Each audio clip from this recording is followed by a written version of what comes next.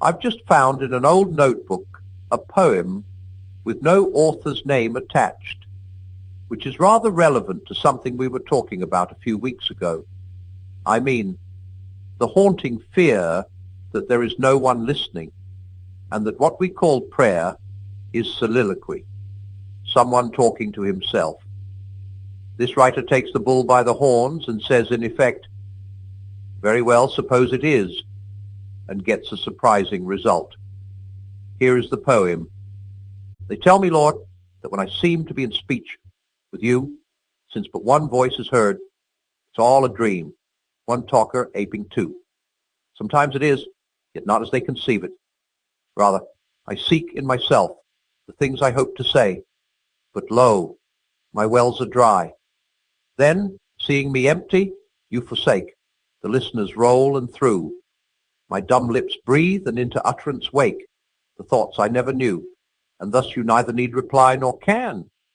Thus, while we seem two talkers, thou art one forever, and I no dreamer, but thy dream.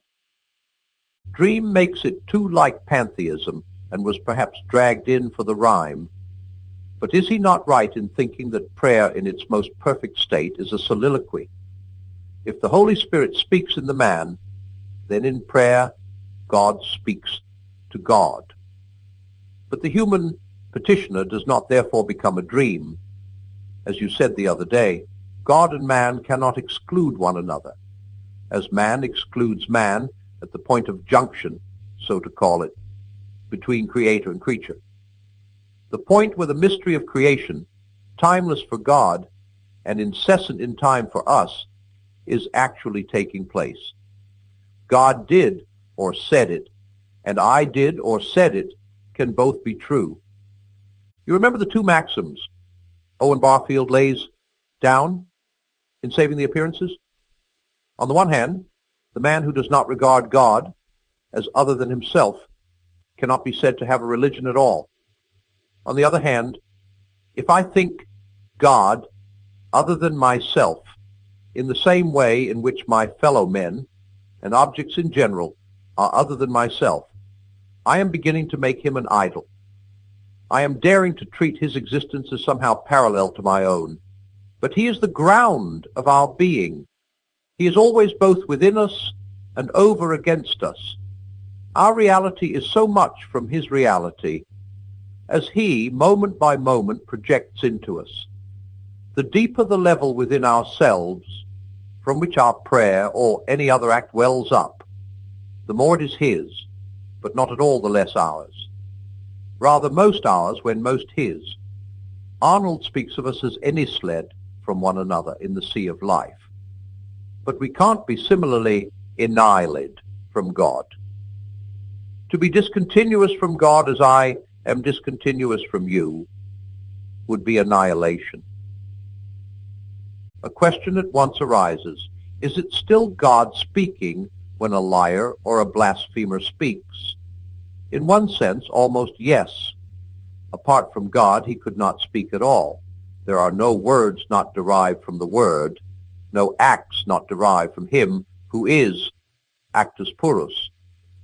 And indeed, the only way in which I can make real to myself what theology teaches about the heinousness of sin is to remember that every sin is the distortion of an energy breathed into us, an energy which, if not thus distorted, would have blossomed into one of those holy acts whereof God did it and I did it, are both true descriptions. We poison the wine as he decants it into us, murder a melody he would play with us as the instrument. We caricature the self-portrait he would paint. Hence all sin, whatever else it is sacrilege.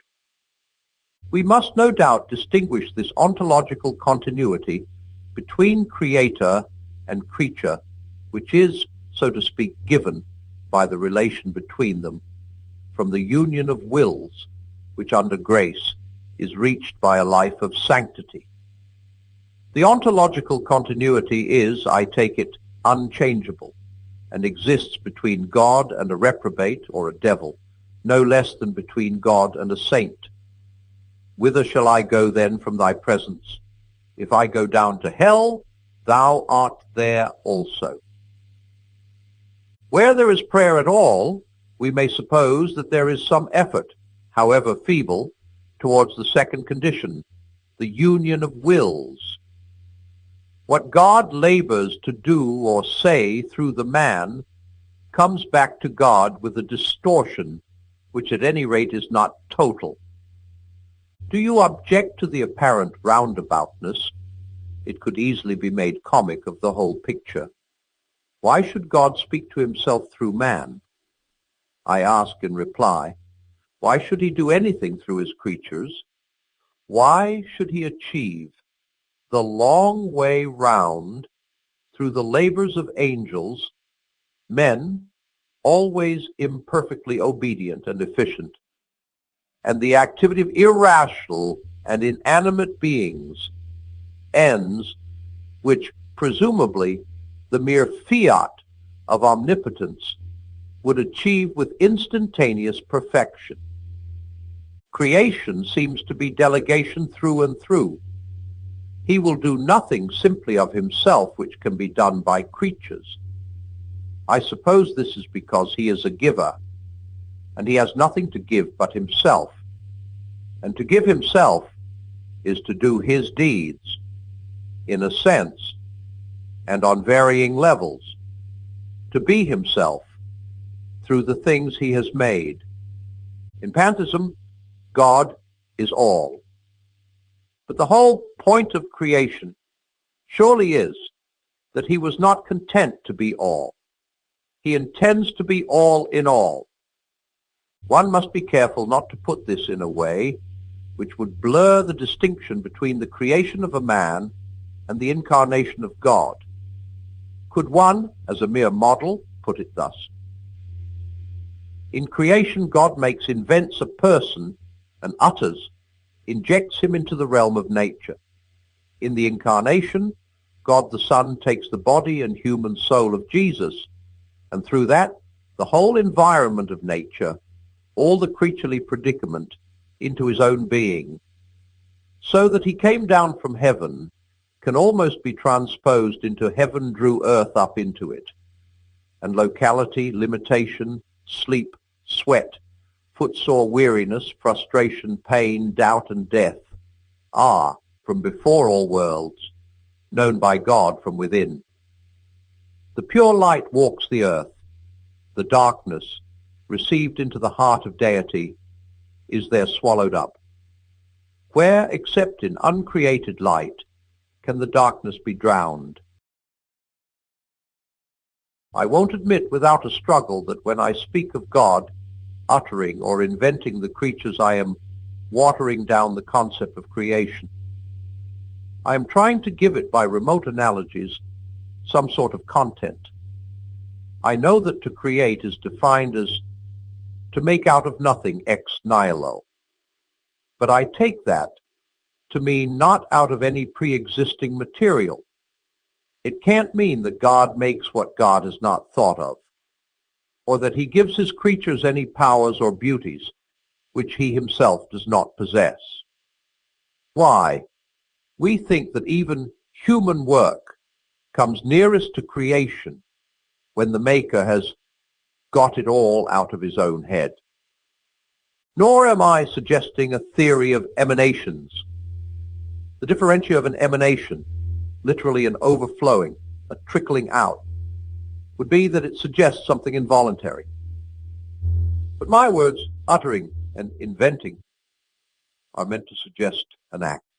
This act, as it is for God, must always remain totally inconceivable to man. For we, even our poets and musicians and inventors, never in the ultimate sense make. We only build. We always have materials to build from. All we can know about the act of creation must be derived from what we can gather about the relation of the creatures to their creator. Now, the very pagans knew that any beggar at your door might be a god in disguise. And the parable of the sheep and the goats is our Lord's comment. What you do or don't do to the beggar, you do or don't do to him. Taken at the pantheist extreme, this could mean that men are only appearances of God, dramatic representations, as it were. Taken at the legalist extreme, it could mean that God, by a sort of legal fiction, will deem your kindness to the beggar a kindness done to himself. Or again, as our Lord's own words suggest, that since the least of men are his brethren, the whole action is, so to speak, within the family. And in what sense, brethren? Biologically, because Jesus is man? Ontologically, because the light lightens them all? Or simply loved like brethren? It cannot refer only to the regenerate. I would ask first whether any one of these formulations is right, in a sense which makes the others simply wrong. It seems to me improbable. If I ever see more clearly, I will speak more surely. Meanwhile, I stick to Owen's view. All creatures, from the angel to the atom, are other than God, with an otherness to which there is no parallel, incommensurable. The very word to be cannot be applied to him and to them in exactly the same sense. But also, no creature is other than he in the same way in which it is other than all the rest. He is in it, as they can never be in one another. In each of them, as the ground and root and continual supply of its reality. And also in good rational creatures as light, in bad ones as fire, as at first the smouldering unease, and later the flaming anguish of an unwelcome and vainly resisted presence. Therefore of each creature we can say, this also is thou, neither is this thou. Simple faith leaps to this with astonishing ease. I once talked to a continental pastor who had seen Hitler and had, by all human standards, good cause to hate him. What did he look like? I asked. Like all men, he replied. That is, like Christ. One is always fighting on at least two fronts. When one is among pantheists, one must emphasize the distinctness and relative independence of the creatures. Among deists, or perhaps in Woolwich, if the laity there really think God is to be sought in the sky, one must emphasize the divine presence in my neighbor, my dog, my cabbage patch. It is much wiser, I believe, to think of that presence in particular objects than just of omnipresence. The latter gives very naive people, Woolwich again perhaps, the idea of something spatially extended like a gas. It also blurs the distinctions, the truth that God is present in each thing, but not necessarily in the same mode, not in a man as in the consecrated bread and wine, nor in a bad man as in a good one, nor in a beast as in a man, nor in a tree as in a beast, nor in inanimate matter as in a tree. I take it there is a paradox here. The higher the creature, the more and also the less God is in it, the more present by grace, and the less present by a sort of abdication as mere power. By grace he gives the higher creatures power to will his will and wield their little tridents. The lower ones simply execute it automatically. It is well to have specifically holy places and things and days, for without these focal points or reminders, the belief that all is holy and big with God will soon dwindle into a mere sentiment. But if these holy places, things, and days cease to remind us, if they obliterate our awareness that all ground is holy and every bush, could we but perceive it a burning bush, then the hallows begin to do harm. Hence both the necessity and the perennial danger of religion. Fame advises us once an hour to fling ourselves beyond every creature. But in order to find God, it is perhaps not always necessary to leave the creatures behind. We may ignore, but we can nowhere evade, the presence of God. The world is crowded with him. He walks everywhere incognito. And the incognito is not always hard to penetrate. The real labor is to remember, to attend. In fact, to come awake, still more to remain awake. Oddly enough, what corroborates me in this faith is the fact, otherwise so infinitely deplorable, that the awareness of this presence has so often been unwelcome. I call upon him in prayer. Often he might reply, I think he does reply, but you have been evading me for hours. For he comes not only to raise up, but to cast down, to deny, to rebuke, to interrupt. The prayer, prevent us in all our doings, is often answered as if the word prevent had its modern meaning. The presence which we voluntarily evade is often, and we know it, his presence in wrath.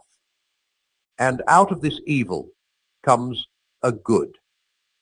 If I never fled from his presence, then I should suspect those moments, when I seem to delight in it, of being wish-fulfillment dreams.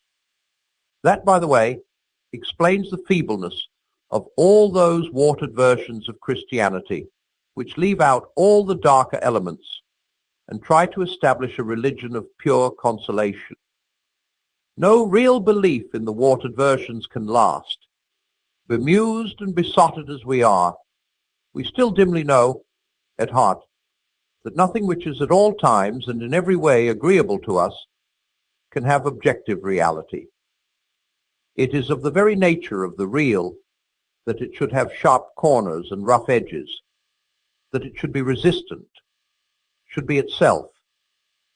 Dream furniture is the only kind on which you never stub your toes or bang your knee. You and I have both known happy marriage, but how different our wives were from the imaginary mistresses of our adolescent dreams. So much less exquisitely adapted to all our wishes, and for that very reason, among others, so incomparably better. Servile fear is, to be sure, the lowest form of religion. But a God such that there could never be occasion for even servile fear, a safe God, a tame God, soon proclaims himself to any sound mind as a fantasy. I have met no people who fully disbelieved in hell and also had a living and life-giving belief in heaven. There is, I know, a belief in both, which is of no religious significance. It makes these spiritual things, or some travesty of them, objects of purely carnal, prudential, self-centered fear and hope. The deeper levels, those things which only a mortal spirit can desire or dread, are not concerned at all. Such belief is fortunately very brittle. The old divines exhausted their eloquence, especially in arousing such fear. But, as they themselves rather naively complain, the effect did not last for more than a few hours after the sermon. The soul that has once been waked, or stung, or uplifted by the desire of God, will inevitably, I think, awake to the fear of losing him.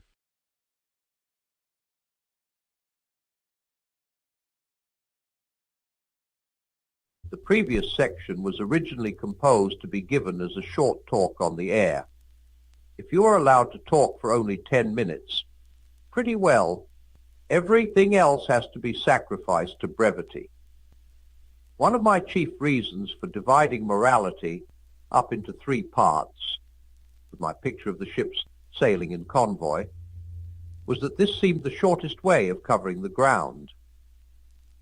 Here, I want to give some idea of another way in which the subject has been divided by old writers, which was too long to use in my talk, but which is a very good one. According to this longer scheme, there are 7 virtues. 4 of them are called cardinal virtues, and the remaining 3 are called theological virtues. The cardinal ones are those which all civilized people recognize. The theological are those which, as a rule, only Christians know about. I shall deal with the theological ones later on. At present, I am talking about the 4 cardinal virtues. The word cardinal has nothing to do with cardinals in the Roman Church. It comes from a Latin word meaning the hinge of a door.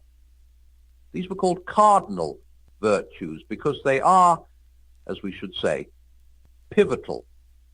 They are prudence, temperance, justice, and fortitude. Prudence means practical common sense, taking the trouble to think out what you are doing and what is likely to come of it. Nowadays, most people hardly think of prudence as one of the virtues. In fact, because Christ said we could only get into his world by being like children, many Christians have the idea that, provided you are good, it does not matter being a fool. But that is a misunderstanding. In the first place, most children show plenty of prudence about doing the things they are really interested in and think them out quite sensibly. In the second place, as St. Paul points out, Christ never meant that we were to remain children in intelligence. On the contrary, he told us to be not only as harmless as doves, but also as wise as serpents. He wants a child's heart, but a grown-up's head. He wants us to be simple, single-minded, affectionate, and teachable, as good children are. But he also wants every bit of intelligence we have to be alert at its job and in first-class fighting trip. The fact that you are giving money to a charity does not mean that you need not try to find out whether that charity is a fraud or not. The fact that what you are thinking about is God himself, for example, when you are praying, does not mean that you can be content with the same babyish ideas which you had when you were a 5-year-old. It is, of course, quite true that God will not love you any the less, or have less use for you, if you happen to have been born with a very second-rate brain. He has room for people with very little sense, but he wants everyone to use what sense they have. The proper motto is not "Be good, sweet maid, and let who can be clever," but "Be good, sweet maid, and don't forget that this involves being as clever as you can." God is no fonder of intellectual slackers than of any other slackers. If you are thinking of becoming a Christian, I warn you, you are embarking on something which is going to take the whole of you, brains and all. But fortunately, it works the other way round. Anyone who is honestly trying to be a Christian will soon find his intelligence being sharpened. One of the reasons why it needs no special education to be a Christian is that Christianity is an education itself. That is why an uneducated believer like Bunyan was able to write a book that has astonished the whole world. Temperance is, unfortunately, one of those words that has changed its meaning. It now usually means teetotalism. But in the days when the second cardinal virtue was christened temperance, it meant nothing of the sort. Temperance referred not specially to drink, but to all pleasures, and it meant not abstaining, but going the right length and no further. It is a mistake to think that Christians ought all to be teetotalers. Mohammedanism, not Christianity is the teetotal religion. Of course, it may be the duty of a particular Christian, or of any Christian at a particular time, to abstain from strong drink, either because he is the sort of man who cannot drink at all without drinking too much, or because he wants to give the money to the poor, or because he is with people who are inclined to drunkenness and must not encourage them by drinking himself. But the whole point is that he is abstaining for a good reason from something which he does not condemn and which he likes to see other people enjoying.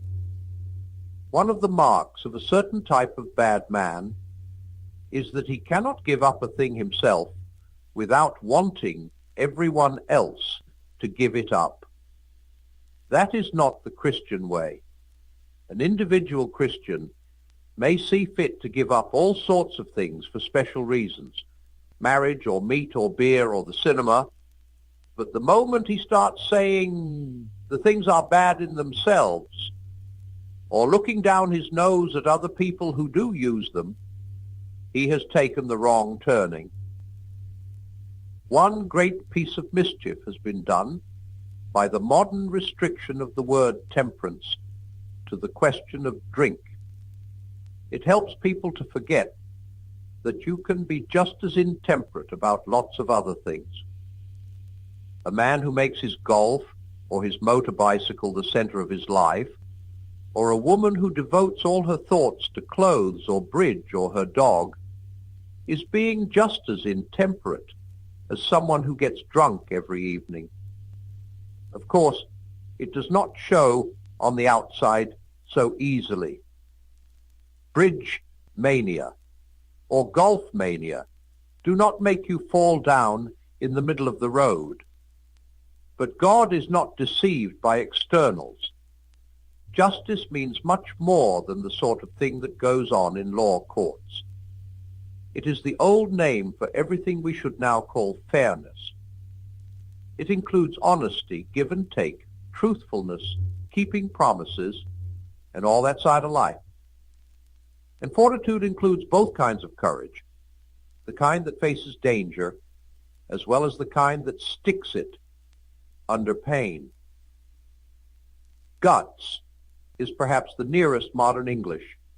You will notice, of course, that you cannot practice any of the other virtues very long without bringing this one into play. There is one further point about the virtues that ought to be noticed. There is a difference between doing some particular just or temperate action and being a just or temperate man. Someone who is not a good tennis player may now and then make a good shot. What you mean by a good player is the man whose eye and muscles and nerves have been so trained by making innumerable good shots that they can now be relied on. They have a certain tone or quality which is there even when he is not playing, just as a mathematician's mind has a certain habit and outlook which is there even when he is not doing mathematics. In the same way, a man who perseveres in doing just actions gets, in the end, a certain quality of character. Now it is that quality, rather than the particular actions which we mean when we talk of virtue. This distinction is important for the following reason. If we thought only of the particular actions, we might encourage three wrong ideas. 1. We might think that, provided you did the right thing, it did not matter how or why you did it, whether you did it willingly or unwillingly, sulkily or cheerfully, through fear of public opinion or for its own sake. But the truth is that right actions done for the wrong reason do not help to build the internal quality or character called a virtue. And it is this quality or character that re-ally matters. If the bad tennis player hits very hard, not because he sees that a very hard stroke is required, but because he has lost his temper His stroke might possibly, by luck, help him to win that particular game, but it will not be helping him to become a reliable player. 2.